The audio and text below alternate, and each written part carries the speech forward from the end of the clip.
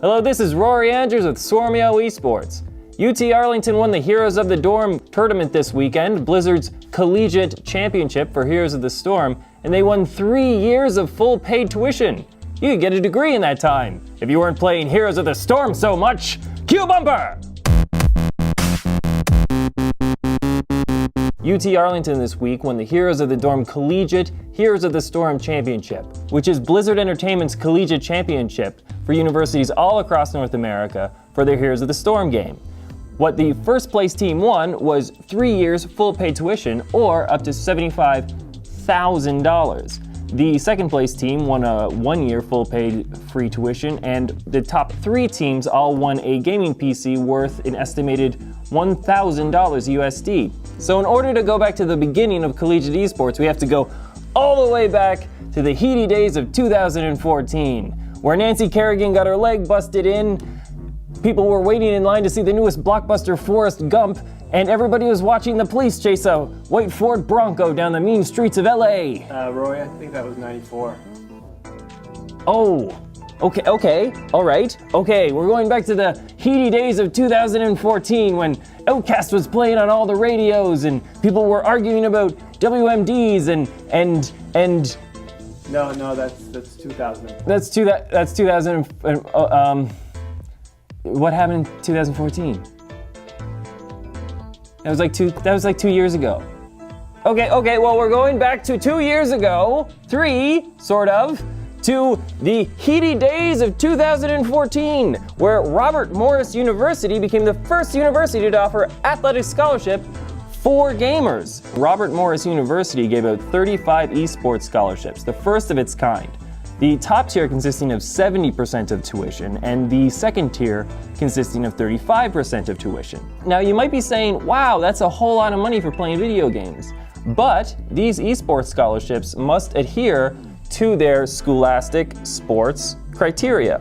So that means they have to have a club, a coach, a practice schedule, and games that they must do in order to keep this money. They must also adhere to the university's moral code of ethics in order to keep their standings on the team.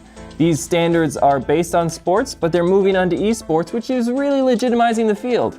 But since 2014, a lot of other schools have jumped on the esports bandwagon. Let's look at just a few. In the fall of 2015, the University of Pikeville started giving esports scholarships for full tuition and board to 20 of its students. That was the second university to give esports scholarships. In fall of 15, Maryville University gave out 6 scholarships from $2,000 up to full room and board. This goes all the way to UC Irvine of last year, becoming the first school ever to give League of Legends esports scholarships up to full tuition. Also, Robert Morris University and UC Irvine are the first universities to have esports stadiums. These are viewing areas. Robert Morris, being the first one ever to have an esports studio, made it out of an old soccer boys' locker room, but it's actually quite a nice place to watch video games, even though it's made out of a locker room. Hey, give them credit, they were the first. The 2 big players right now when it comes to managing, promoting, and putting on these tournaments for collegiate esports are TESPA, that has a partnership with Blizzard Entertainment, and the Collegiate Star League, who has a partnership with Riot Games. This is Blizzard and Riot investing big bucks in the future of esports starting on a collegiate level, and this makes sense. Right now, about 60% of esports fans are college-aged, about 70% of them male. What this is targeting your cheap demographic. TESPA, or the Texas Esports Association, moved to California in 2014 to be closer to Blizzard Entertainment's chief head office.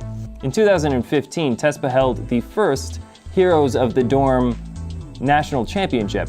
This was broadcast on ESPN, which caused a fair bit of outcry. It was the first esports competition to ever be broadcast on the network. And it caused a big stir because people were wondering, is this a sport? Even though it's collegiate. That debate still rages today. Right now, the biggest debate is whether esports should be in the Olympics. Maybe we'll make a show about that, but I'm not hitting on it today. Now let's talk about the Collegiate Star League. It doesn't have the same amount of money in its coffers as TESPA does, but it offers $175,000 in scholarships each year for League of Legends tournaments happening around North America. When it comes to the Collegiate Star League, they play games such as Overwatch, League of Legends, CSGO, Dota 2, Heroes of the Storm, and so on. But their biggest tournament is the University League of Legends tournament, which holds a prize of, for first place, an $8,000 scholarship for each player, for second place, a $4,000 scholarship for each player, and for third, $2,000, fourth, $1,000. Now let's talk about collegiate esports overseas, because right now Newzoo reports that North America only consists of 13% of the total population of esports enthusiasts. This is really falling behind places like the Pacific Eastern region that holds 51% of esports enthusiasts, even though North America accounts for 26% of esports revenue. When it comes to Europe, esports doesn't have the same heritage to grow on because collegiate sports in Europe aren't as big as in North America, except for one place, which is Great Britain. Great Britain now has the National University Sports League, or the NUEL. The NUEL has 3,000 students from 60% of Great Britain's higher learning institutions. It partnered with Riot Games recently, and they hold a League of Legends championship within that country. Also, you have to mention Sweden, which actually has eSports collegiate. You can actually get eSports degrees in Sweden, because Sweden's crazy about it. Scandinavia's crazy about it, Mike. They're crazy about it. Also, they have tournaments in Asia, and these tournaments go online and compete against top American teams, which collegiate sports in general don't usually do. So the future of collegiate esports looks bright. It started 2.5 years ago, and already it's gained a lot of steam and a lot of momentum. A lot of schools have jumped on the ship. A lot of schools seem hesitant to bring esports up to the same level as their sports divisions. But as time goes on, how long can these schools hold out? Or are they doing their students a disservice by ignoring this new medium? I'm not sure.